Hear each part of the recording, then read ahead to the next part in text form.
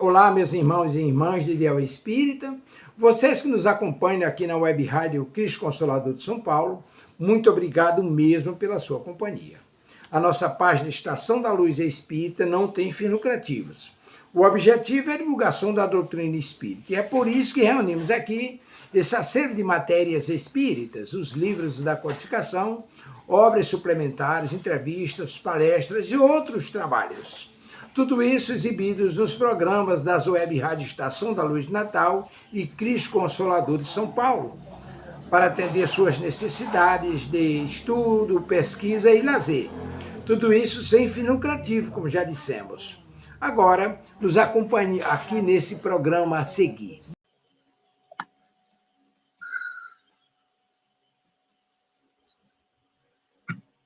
Estou ao vivo, que bom. Boa noite, sejam todos muito bem-vindos a mais um programa da Web Rádio Cristo Consolador. Eu já falei para essa cortina não grudar em mim, que está quente. Deixa eu ver o que eu faço com ela aqui. Porque... aí, minha senhora. Aí. O ventilador está fazendo ela flutuar na minha direção. Mas só que está calor. Né? Estamos no momento roscovo no asfalto. Fazer arroz com ovo no asfalto. Quebra o ovinho, ele bota para a frigideira, precisa nem óleo. Quebra aquela que não precisa óleo, bota no asfalto, quebra um ovinho ali, frita um ovinho, já joga um arroz, o almoço está resolvido. Mas a responsabilidade é nossa, não é? Vamos fazer o que for possível para diminuir. E, pelo amor de Deus, bebam água. Para a gente começar bem, vamos fazer a nossa prece. Graças a Deus, gratidão a Deus pela vida, por todas as oportunidades que nós temos, o aprendizado às vezes difícil, mas é preciso, começando pelo arrependimento, como nós aprendemos com a doutrina espírita, passando pela expiação, sem se deixar ficar na culpa, passando pela expiação, e depois reparação, e provas, e aprendizados, e vamos caminhando. Às vezes é duro, muito duro. Mas Deus continua nos amparando. Gratidão, Pai, por isso. Gratidão ao Mestre por nos socorrer, por nos amparar, por nos esclarecer. Gratidão. Em 1862, ou seja, nos avisou, está lá no Evangelho, nos Obreiros do Senhor, que essa transformação iria ocorrer. Que possamos aproveitar, Mestre, com a sua ajuda, para rever as nossas atitudes, sentimentos, pensamentos. Gratidão a Maria, mãe, amiga, confidente, conselheira, que nos acolhe. Gratidão a Leão Tolstói, Ivone do Amaral Pereira e demais companheiros espirituais que, de uma forma ou de outra, estendem as mãos para nós, encarnados e desencarnados, que todos nós possamos aprender, refletir, relembrar alguma coisa com a continuação desse conto na noite de hoje. Graças a Deus. Muita paz. Pergunta número 1, como você está se sentindo hoje? Eu estou dissolvida. Daqui a pouco vou encontrar uma pocinha no chão e um óculos vermelho por cima. Por favor, ninguém enxugue a poça, porque sou eu. Pergunta número 2, a água está por aí?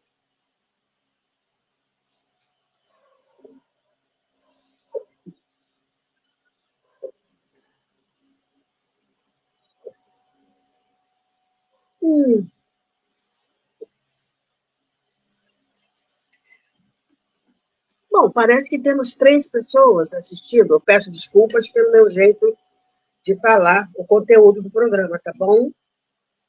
Desculpa. Qualquer falha, é óbvio que será minha.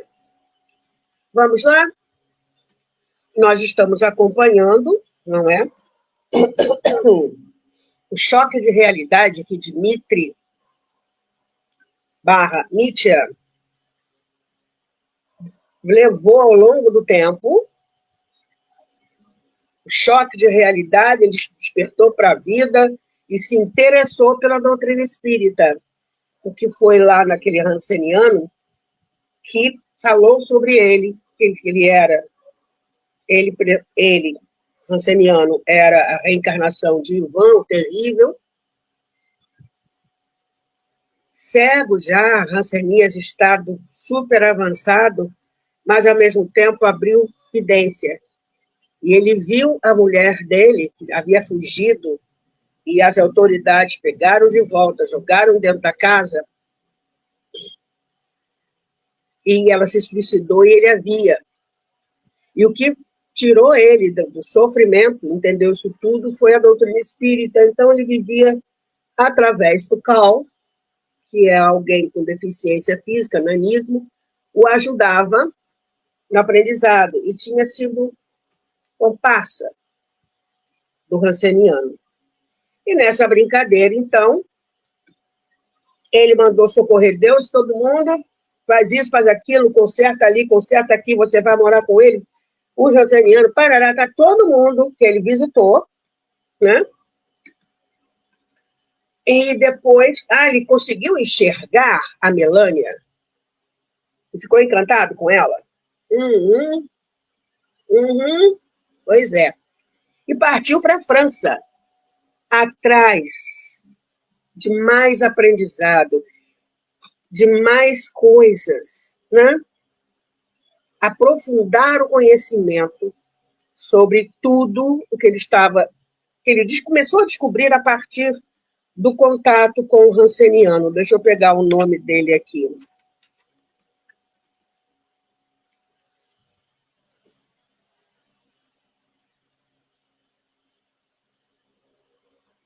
Tito Jerkov, não. Tito Jerkov é aquele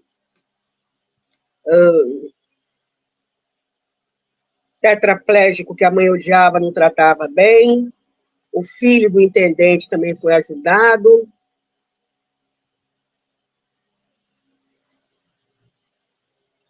O Kozlovsky e Elias Peterov, né? Ele providenciou, Elias Peterov é o Hanseniano. Então, todos que ele conheceu, ele ajudou. E hoje nós começamos a 11ª parte. E olha, ainda tem bastante coisa nesse conto. Gente, esse conto é maravilhoso. Eu sou suspeita. Eu gosto muito desse livro. Mas vamos lá. Ouvindo falar, isso Nietzsche, né? Dmitri, de Alexander Aksakov, pelo Hanseniano Kozlovsky, Dmitri Stepanovich Dolgorukov desejou conhecê-lo, e 3 dias depois da visita àquele estranho adepto da doutrina codificada por Allan Kardec, quando já a neve iniciava seu percurso anual, meteu-se numa grande e vigorosa caleça, um meio de transporte a cavalos, apropriada para viagens longas, e arriscou-se à aventura de enfrentar as tempestades possíveis, levando consigo Melânia, o criado Nicolai, o mordomo Simone e o pequeno Peters, primo de Melânia, a quem começava a afeiçoar-se. E foi o Peters que deu um choque de realidade. Acorda, você está aí sentado na sua cadeira, né? Meu irmão está pior que vocês, não reclama tanto, não chora tanto. Olha, o menininho já tem cabelinho nas ventas, como se fala, né, popularmente. Então, partiu para São Petersburgo. Ao favorecer o endereço do ilustre pensador espírita, e Dmitri não vacilou, partiu à sua procura. Legal. Esse Alexander Aksakov tem livros publicados. Ernesto Botzzano também. Gente, o que não falta são livros desses pensadores, desses pesquisadores, do início da doutrina espírita, e que pouca gente estuda, se interessa.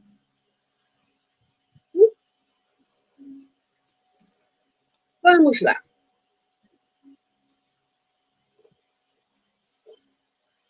Então, lá foi Dmitri atrás de Aksakov. Mas, se as tempestades de neve ainda não eram muito de temer, o frio prosseguia com as chuvas, fazendo-os, por vezes, se deterem em alguma cidade ou algum posto de mudas, mudar os cavalos, para se aquecerem, pois o conde não se poderia expor demasiadamente às intempéries. Oi, Vera Lígia, boa noite. O conde não se poderia expor demasiadamente às intempéries, sem novos prejuízos para o seu mal.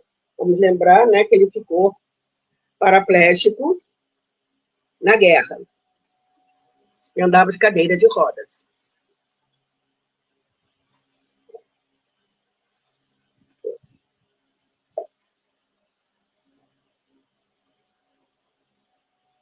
Melânia advertira-o várias vezes da inconveniência daquela viagem, pois na Rússia o inverno é longo.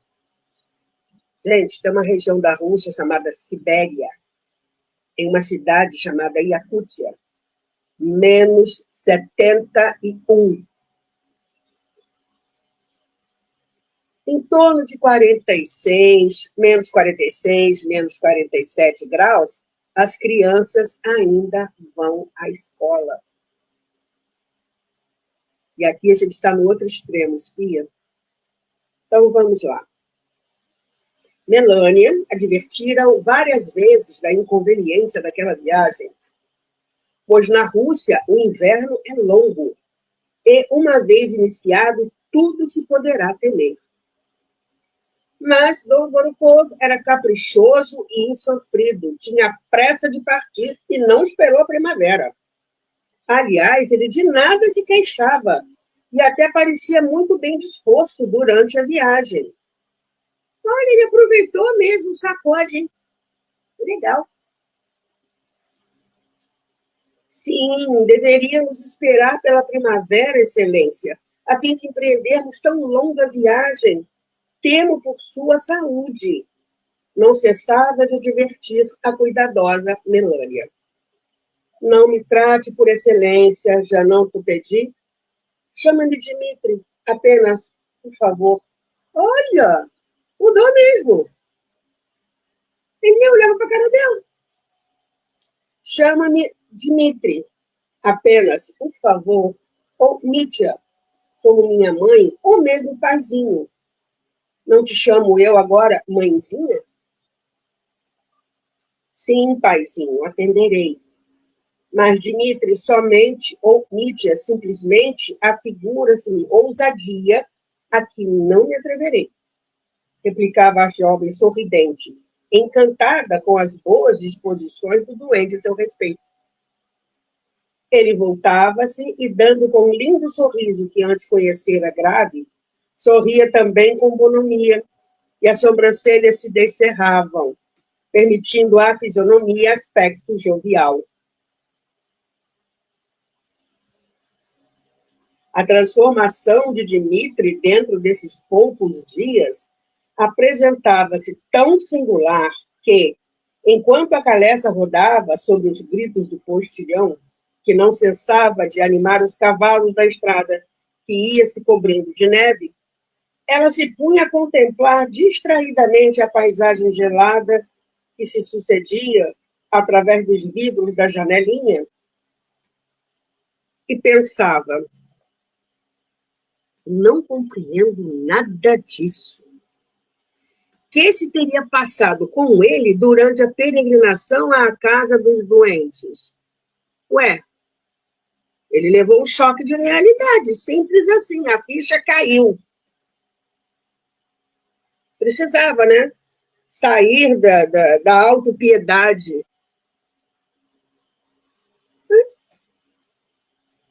Eu vi uma coisa, gente, muito interessante.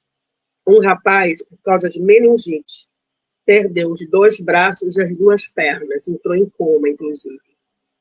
Quando ele voltou a si, ele estava falando isso por causa das vidas que a gente vê na internet, que parecem super, hiper, mega, power, maravilhosas.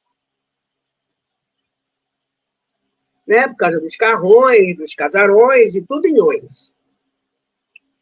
E ele disse que a primeira coisa que ele pediu quando acordou foi água. Ele implorava por um copo de água.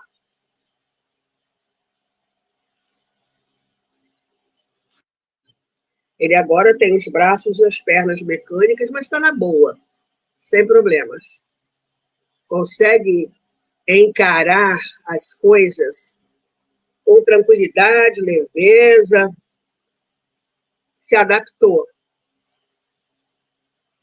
Aí quando ele falou que ele implorava aos médicos por um copo de água, provavelmente que ele não podia ainda tomar, às vezes quando o doente acorda assim, dá-se gelo para que ele chupe, para melhorar, né, a sensação, diminuir a sensação de sede. Eu fiquei me imaginando assim, gente, eu valorizo o copo de água que eu bebo? A gente valoriza?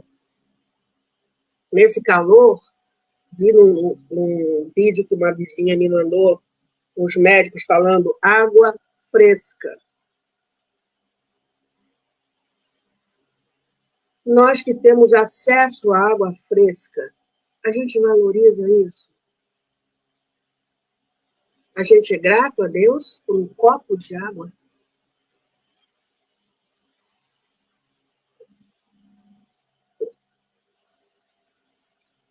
É? Choque de realidade que eu levei. Um outro agradecia, também não tinha braços, não tinha um braço só tinha praticamente o tronco. Um rapaz lindo de viver. Não tinha os 2 braços, tinha um braço, tinha as 2 pernas, e um sorriso daqui e aqui. E ele dizia que agradecia por poder respirar. É um choque de realidade que a gente tem que prestar atenção. E ela, Melânia, não estava entendendo. Como os nossos parentes muitas vezes também não entendem, os nossos amigos, pô, você mudou, hein? É diferente, hein? Por quê? Porque nós vamos modificando os nossos hábitos. E a Melânia não estava entendendo nada. Por que essa viagem atrás desse cara? Não compreendo nada disso. O que se teria passado com ele durante a peregrinação à casa dos doentes? Foi um choque de realidade. Dir-se-ia uma ressurreição que se opera nele. Quando a gente faz a nossa reforma íntima, nós também ressurgimos, né? Percebo mais sereno e afável. Chegou a insistir para que Peters viesse conosco. E chorou tanto ao regressar da casa do Viceniano que meu coração se condoeu. Ele passou, se não me engano, 2 dias aos prantos. Ainda não tive ocasião de interrogar Peters e Nicolai. Mas o certo é que hei de interrogá-los. Talvez na próxima parada para a muda. Interrogarei, sim. Nós, mulheres, somos curiosas mesmo, não é?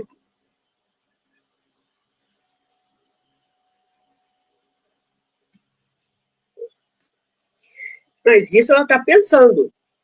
Mas o Dimitri percebeu que ela estava olhando muito para a janela ali na vela e puxa a conversa. Já sei, mãezinha, estás arrependida de teres vindo fazer-me companhia. Talvez estejas fatigada e não desejes conversar. Fui egoísta, bem sei. Mas como ficar tanto tempo sem os teus cuidados?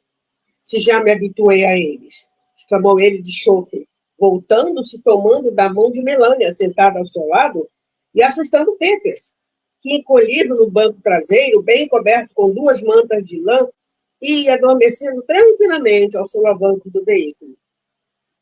Pois não estou fatigada, não, respondeu satisfeita com a carícia dele. Estou pensando. Mas pensando em quê, meu anjo, minha linda? Sussurrou para que Peters não ouvisse. Habemos declarações. Vamos ver aqui. Mas pensando em quê, meu anjo, minha linda? Nossa senhora. Sussurrou para que Peters não ouvisse.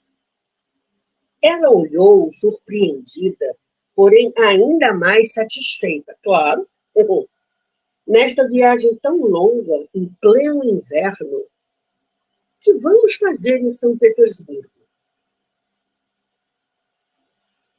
O inverno apenas começa, minha querida. Vamos visitar um sábio que reside lá, respondeu. E sorriu outra vez, dando aspecto luminoso ao semblante, mostrando uma fileira de dentes alvos e fortes e separando novamente as sobrancelhas. Esse caiu. Tá chonado mesmo. Chonou. É chonado. Apaixonado, né? A molecada apaixonada. Chonou.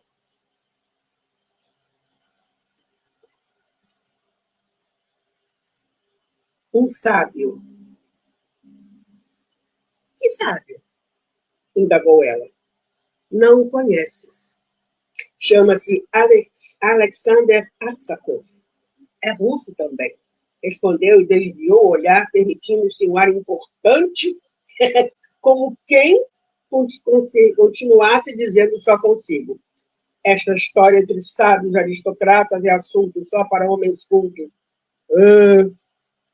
Como eu, que vivo lendo e estudando. As mulheres não entendem nada disso porque passam a vida a se enfeitarem ou então preocupadas com o governo da Suíça.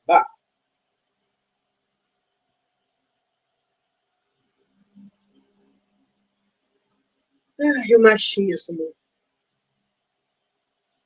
Mas, certamente, estava enganado a respeito de Melania Petrovna, porque ela, recompondo muito naturalmente uma madeixa dos cabelos brilhantes que escapava do lenço que atara a cabeça, respondeu com simplicidade, surpreendendo. Ah, o senhor Aksakov. Conheço, sim. Eita! Adorei isso. É o sábio psiquista fundador, proprietário do periódico Psyche Studien, que se publica em Leipzig, porque na Rússia não houve possibilidade para tal empreendimento, devido aos preconceitos religiosos, científicos e sociais. No momento, ele faz experiências importantes com o médium por nome Slade. Torna visíveis e palpáveis as almas dos mortos. Pois tu o conheces e está a par de tudo isso? Interrogou algo desapontado. Por essa ele não esperava.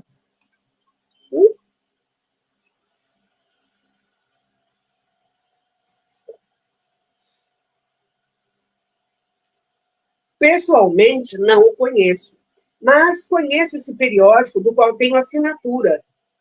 Perdeu, Playboy! E também as obras psíquicas traduzidas por aquele sábio para o nosso idioma. Li o anúncio no Psyche Studien e na Revue Spirit de Paris, fundada pelo senhor Allan Kardec, o chefe desse movimento. Eu vivia tão triste. Essa leitura distraiu-me, reconfortou-me, forneceu-me esperanças.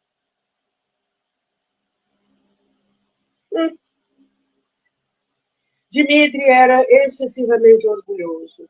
E nem a doença, nem o choque derivado daqueles dias de supremas emoções, quando visitaram os doentes, haviam ainda conseguido combater esse mal em seu caráter.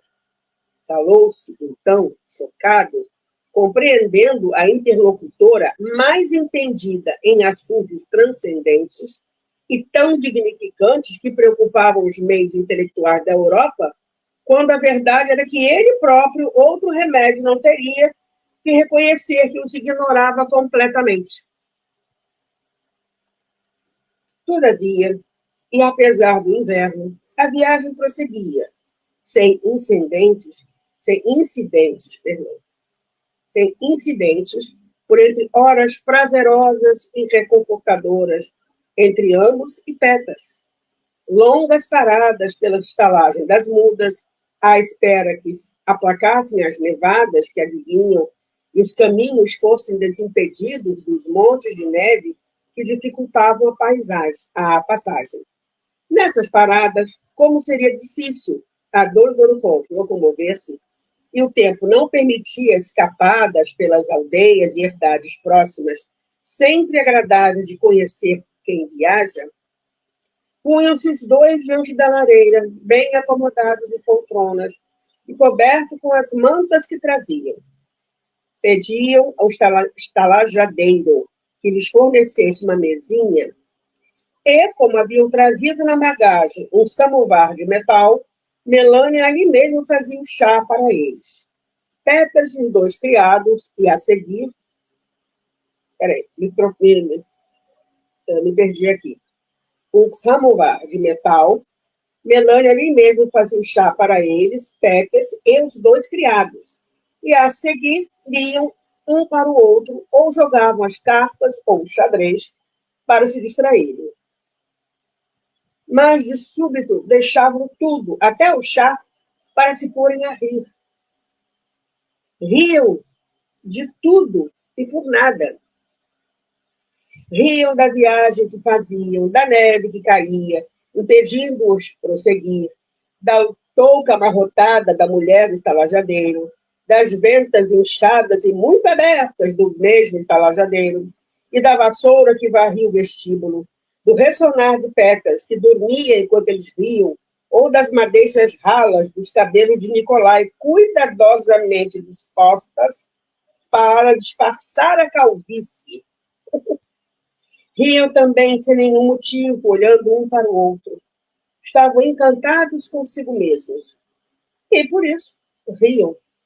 Sabiam que se namoravam e se correspondiam, e que um grande amor surgira repentinamente entre eles.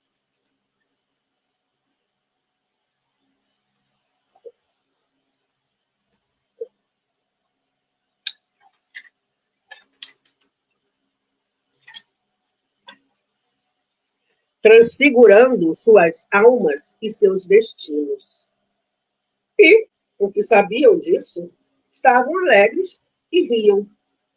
Nenhum dos dois era jovem. Ele já contava os seus 40 outonos. Ela, as suas 32 primaveras. Mas se sentiam. Ele, como se contasse os 18, ela, os 15 anos de idade. E isso os fazia rir. Achavam graça de si mesmos, do sentimento muito doce, muito romântico, e finalmente vassaltara, quando a juventude já passara.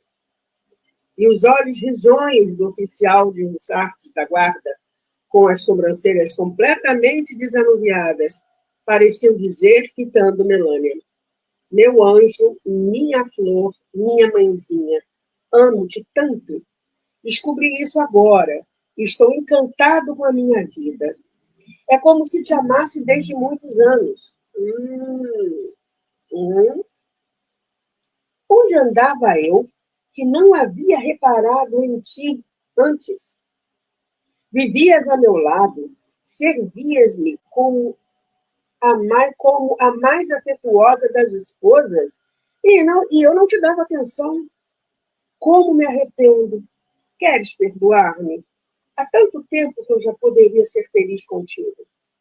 Mas deixava passar esse encantamento que agora estou sentindo. Foi preciso que um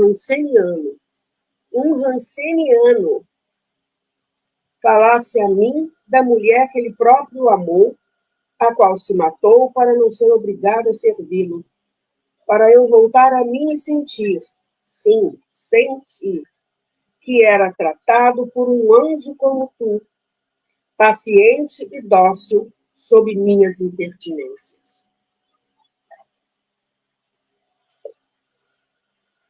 Mas agora, eis-me aqui, sou teu. Nem excelência, nem barine, mas escravo. Sou o teu mudique. Amo-te, amo-te, amo-te, mãezinha. E quero casar-me contigo. Eba! Dá para notar que eu sou uma romântica incurável, né? Vamos lá. Ela compreendia e ria-se e fitava-o, e nos seus olhos e nos seus risos ele percebia a resposta. Ainda temos muito tempo para sermos felizes, paizinho. Nunca é tarde para sentirmos a felicidade que o puro amor concede. Porque o amor no outono da vida é mais doce, mais paciente e mais casto. Hoje em dia, mais ou menos, né?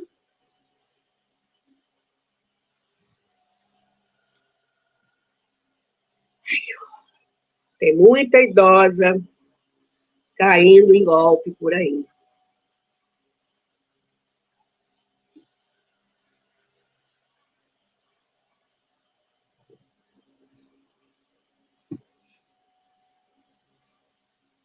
Amo-te desde minha juventude. Tu sabias, querido bem do meu coração. Servir-te-ei com o coração nas mãos, porque te quero acima de tudo neste mundo. E me importa, sejas paralítico. Porventura o amor observa tais conveniências? Quando o amor é verdadeiro, não mesmo. Amo-te por tua alma, por tua doença, porque também me compadeço. O apóstolo Paulo não disse que o amor era compassivo? Pois isso é verdade. Se eu não te amar, quem te amará assim? E tu precisas de amor, meu querido, para encontrares os caminhos que levam a Deus. E aceito casar-me contigo. E assim passavam eles o dia e o serão. E quando, já retirados para os aposentos que ocupavam, ela em Peters, em um quarto, Dmitri e Nicolai, em outro, ao se recordarem que se amavam e haviam rido tanto sem motivos, punham-se a rir sozinhos de si mesmos. Finalmente, chegaram a São Petersburgo, e uma vez instalados numa casa que ele ali possuía desde os tempos de serviço do imperador, Dmitri pediu a Melânia que visitasse primeiro o senhor Alexandre, ou Alexander Aksakov, já que ela estava muito mais informada a seu respeito do que ele, e solicitasse uma entrevista a seu favor. Que horas tem? Tá, dá para mais um trecho da parte 12. Vamos lá.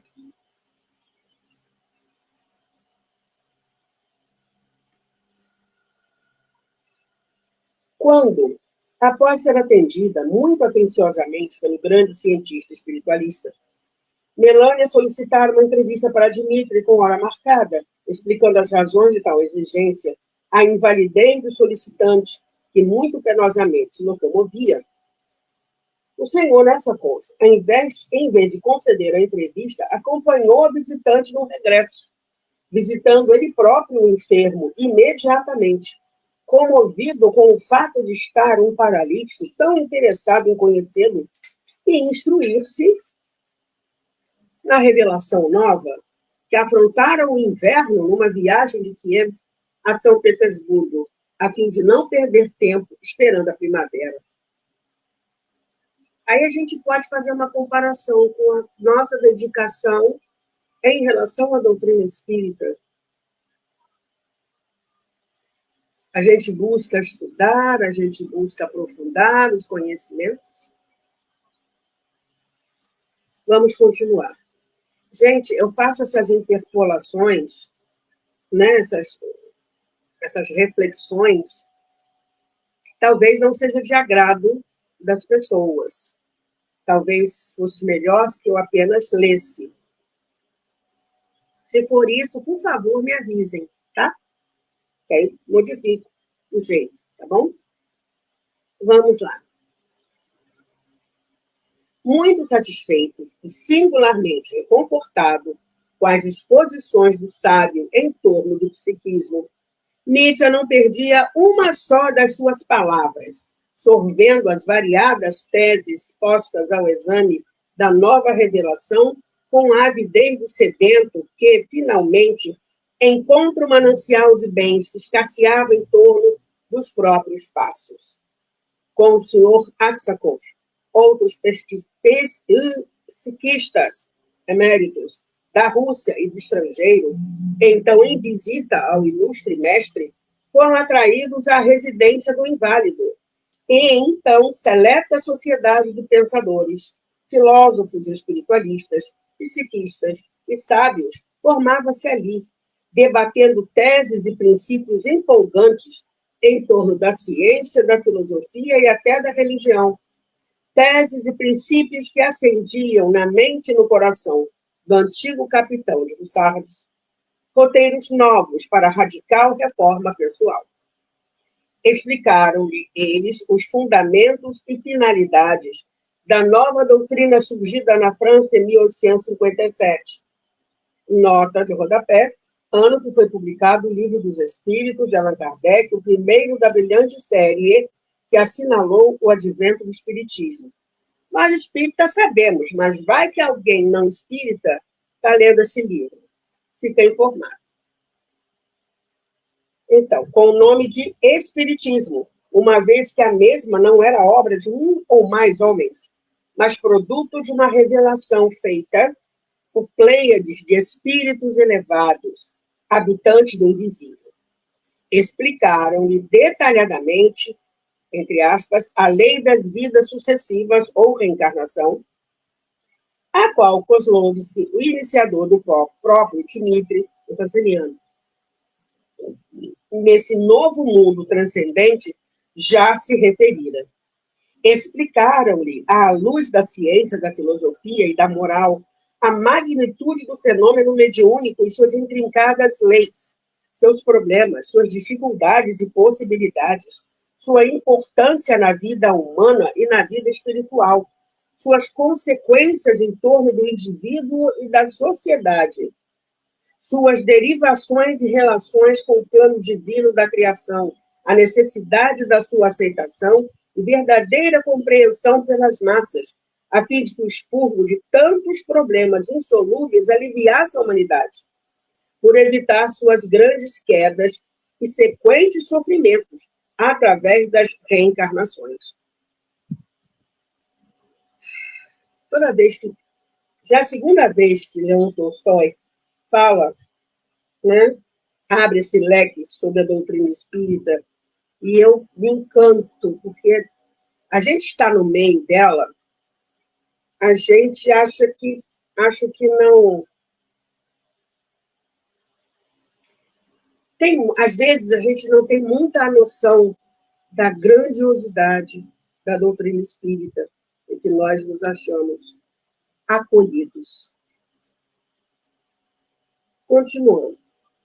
E, certa vez, Aksakov observou este detalhe, tão singular quanto importante.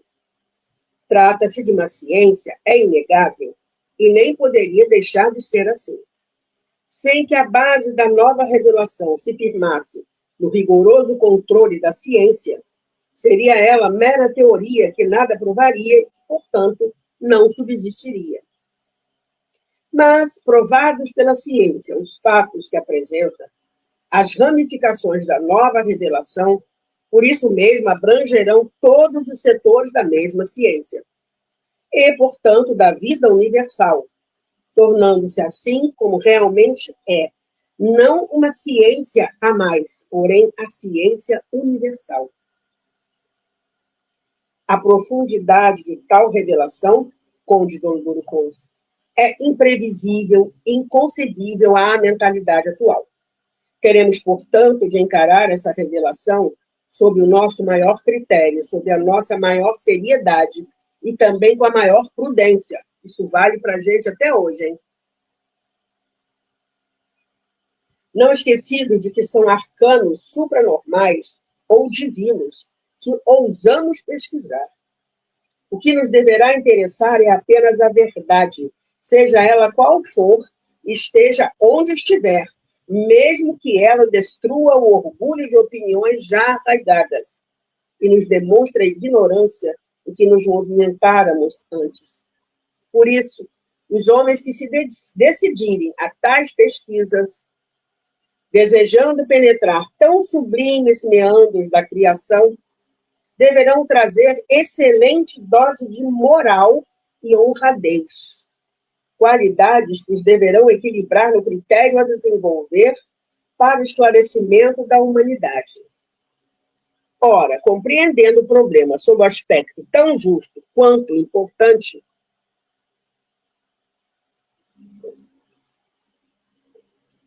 Allan Kardec, instruído por vultos espirituais de ordem superior que revelaram a nova ciência, firmou uma como escola que prepara o adepto que deseja ver-se com os transcendentes problemas. Surgiu, então, uma doutrina nova nas suas conclusões, mas incalculavelmente antiga nos seus princípios, porque existente nas próprias leis da natureza. Doutrina que, reeducando o adepto através do conhecimento que lhe faltava, oferece-lhe também a moral do cristianismo antigo como escudo regenerador, que lhe conferirá aptidões para aquele critério de que falamos, pois a verdade é que o homem não poderá bem viver sem Deus e sem moral, embora presuma poder fazê-lo. E a moral estabelecida pelo cristianismo e adotada por Allan Kardec para a doutrina que codificou é a mais elevada existente sobre a Terra.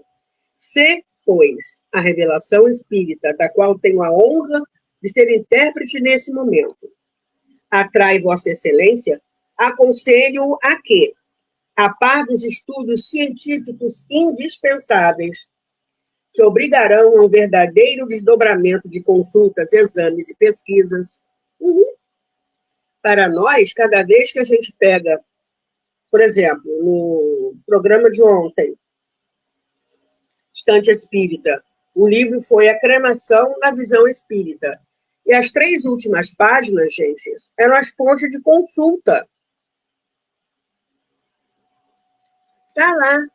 Quer aprofundar o assunto cremação? Está tudo lá. Fontes de livros e fontes da internet. É só pesquisar. Porque a doutrina espírita, você acha o que você quer na área do seu interesse. Continuando aqui.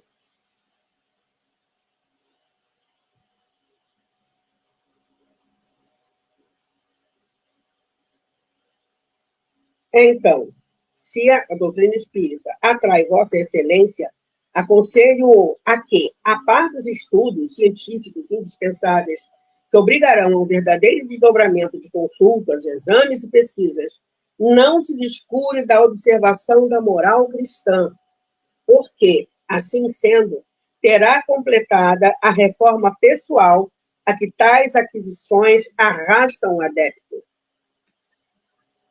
E acredite que, se assim me dirijo a Vossa Excelência, é por traduzir a própria recomendação das entidades superiores, que se tem revelado aos pesquisadores de todas as partes do mundo, pois nenhuma delas até hoje deixou de recomendar, ao conceder suas comunicações, a integridade do caráter que transborda 2 ensinamentos cristãos. Se a gente quiser aprofundar a parte religiosa, tem o Evangelho segundo o Espiritismo, e sobre o Evangelho segundo o Espiritismo, e sobre o Novo Testamento, não faltam livros. Emmanuel, Joana, O Espírito e Verdade, é um livro. Vários espíritos sobre vários temas da doutrina. André Luiz. É só buscar que vai encontrar. Vamos lá. Ao terminar, o senhor Assapov convidou o paralítico para a sua próxima experiência de materializações de espíritos, com um médium que desejava observar, tentativa que somente se realizaria 2 dias depois. Satisfeito e comovido ante a simplicidade do ilustre pesquisador espírita, cujas maneiras polidas, bondade do coração e fraterno desinteresse a todos atraíam, Dolgorukov agradeceu a generosa deferência, beijando-lhe o ombro à despedida, prometendo não faltar à hora aprazada, dada a honra de ser admitido numa reunião de tão singular importância.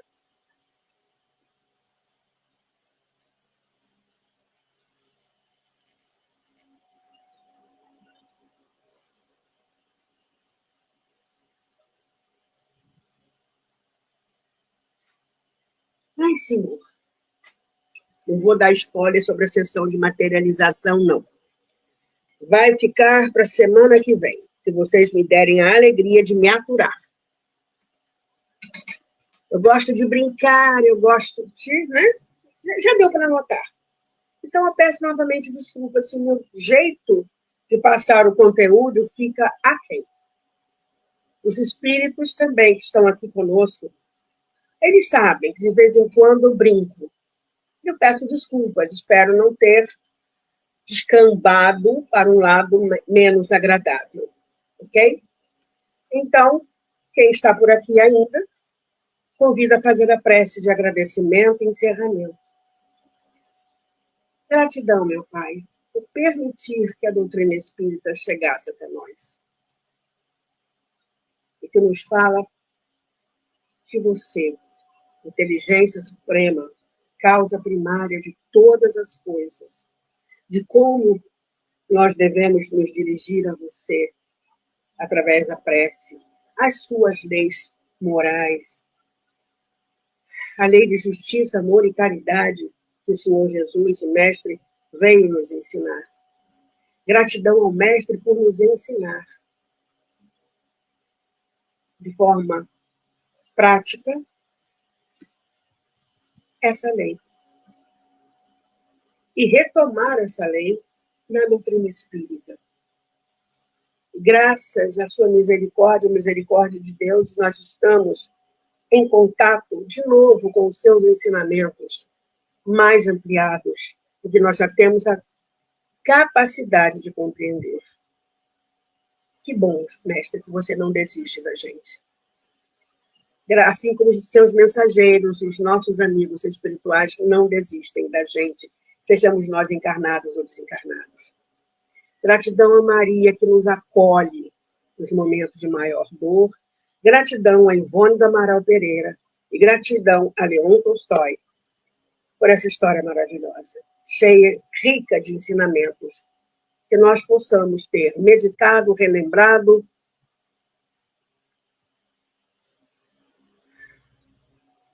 aprendido alguma coisa nesse trecho desse livro na noite de hoje. Graças a Deus. Acabou meu tempo. Até semana que vem, com a continuação, vamos à sessão de materialização. Gratidão por ter estado aqui comigo. Fiquem bem. Tchau.